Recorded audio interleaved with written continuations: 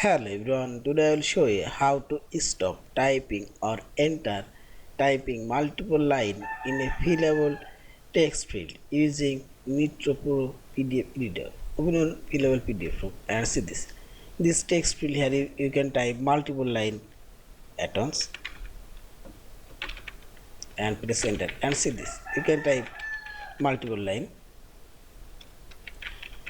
and see this.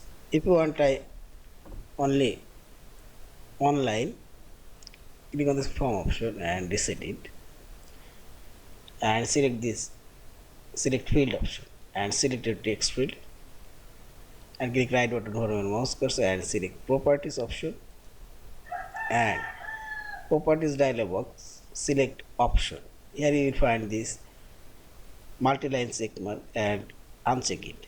Now select close and select hand option and type text here. Now you cannot type multiple line. If you press enter and second line typing, you cannot type. Only you can type here online and see this. You cannot type multiple line. In this way you can make your fillable text field online and you cannot enter multiple line. Yeah. And finally select this file option, save or save as your fillable PDF form. Thank you for watching. Subscribe, like, share and comments.